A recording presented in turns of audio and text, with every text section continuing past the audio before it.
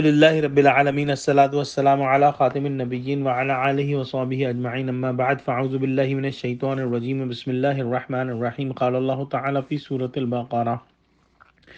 سيقول السفهاء من الناس ما ولاهم عن قبلتهم التي كانوا عليها قل لله المشرق والمغرب يهدي من يشاء إلى صراط مستقیم۔ ترجمہ: احمق لوگ کہیں گے کہ مسلمان جس قبلے پر پہلے سے چلے آتے تھے اب اس سے کیوں منہ پھیر بیٹھے؟ تم کہہ دو کہ مشرق اور مغرب سب خدا ہی کا ہے، وہ جس کو چاہتا ہے سیدھے رستے پر چلاتا ہے۔ یہاں سے الحمدللہ دوسرا پارہ شروع ہو گیا اور ہم نے پہلے پارہ جو ہے اس کا ترجمہ اور مختصر تفسیر مکمل کر لی۔ اللہ سبحانہ تعالیٰ سے دعا کرتے ہیں کہ اللہ سبحانہ تعالیٰ ہم کو پورا قرآن جو ہے وہ پڑھنے اور اس کو جو ہے تفسیر کرنے میں جو ہے ہماری مدد فرمائے۔ پہلے پارے کے اندر ہم نے دیکھا کہ یہود نے کس کس طرح سے جو ہے اللہ سبحانہ وتعالیٰ کی نافرمانی کی، اور اس کے بعد سب سے بڑی ایک جو نافرمانی انہوں نے کی وہ یہ کی کہ جانتے بوجھتے بھی حضور صلی اللہ علیہ وآلہ وسلم اور قرآن کو جھٹلا دیا۔ اسی کے ساتھ ساتھ نصارہ کا بھی ذکر آیا پچھلے پارے کے اندر، اور انہوں نے بھی ایسا ہی کیا۔ یہ امت مسلمہ جو ہے وہ سابقہ امت مسلمہ تھی، اور اللہ سبحانہ وتعالی نے اب جو ہے وہ ایک نئی امت مسلمہ جو ہے اس کی ایک کہہ سکتے ہیں کہ تاج پوشی کے طور پر جو ہے قبلے کو جو ہے وہ بیت المقدس سے بدل کر اور خانہ کعبہ کی طرف کر دیا۔ اور اس آیت سے جو آج ہم نے پڑھی قبلے کی تبدیلی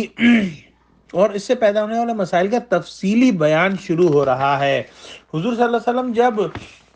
مکے میں تھے تو آپ صلی اللہ علیہ وسلم کعبے کی طرف رخ کر کے نماز پڑھتے تھے۔ جب آپ صلی اللہ علیہ وسلم مدینہ تشریف لائے تو پھر آپ کو بیت المقدس کا رخ کرنے کا حکم دیا گیا، جس پر آپ تقریباً 16-17 مہینے تک عمل فرماتے رہے۔ اس کے بعد دوبارہ بیت اللہ جو شریف کو قبلہ قرار دیا گیا۔ تبدیلی کا یہ حکم اس آگے آیت میں آ رہا ہے۔ جو آیت ہم نے پڑھی اس میں یہ پیشن گوئی ہے کہ یہودی اور عیسائی اس تبدیلی پر بڑے اعتراضات کریں گے اور بہت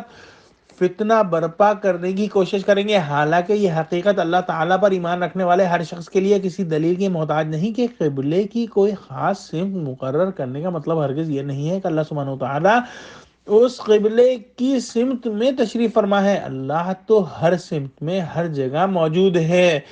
البتہ چونکہ مصلحت کا تقاضا یہ ہے کہ اللہ کی عبادت کرتے وقت تمام مومنین کے لیے کوئی ایک سمت مقرر کر دی جائے، اس لیے یہ سمت اللہ تعالیٰ ہی اپنی حکمت کے تحت مقرر فرماتا ہے۔ اس کا یہ مطلب یہ نہیں ہوتا کہ وہ سمت بذات خود مقدس ہے یا مقصود ہے۔ ایک مومن کا سیدھا راستہ یہ ہے کہ وہ اس حقیقت کو سمجھ کر کہ اللہ سبحانہ وتعالیٰ کے ہر حکم کو ماننا ہے، اس حکم کو بھی جو ہے وہ مانے اور اپنا سر تسلیم خم کر دے۔ اس آیت کے آخر میں سیدھی راہ کا جو ذکر ہے اس سے مراد اسی حقیقت کا ادراک ہے۔ قبلے کی تبدیلی کو سمجھنے کے لیے ہم کو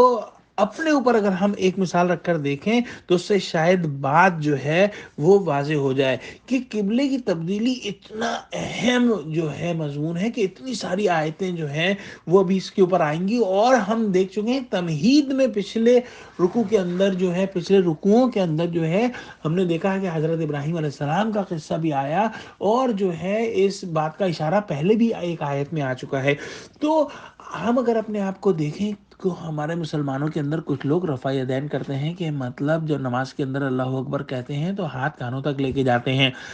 جو لوگ اس کو نہیں کرتے وہ سمجھتے ہیں کہ نہیں کرنا ہی صحیح ہے، اور جو لوگ کرتے ہیں وہ سمجھتے ہیں کہ اس کو کرنا ہی صحیح ہے۔ اب اگر نہیں کرنے والا انسان جو ہے اس سے آپ اس کو رفع یدین کرنے کے لیے کہے تو اس کو بہت بڑی چیز معلوم ہوگی۔ کیونکہ یہ دین کا ظاہری پہلو ہے، اور بہت سارے لوگ دین کے ظاہری پہلو کو ہی جو ہے حقیقت سمجھتے ہیں، حالانکہ ایسا نہیں ہے۔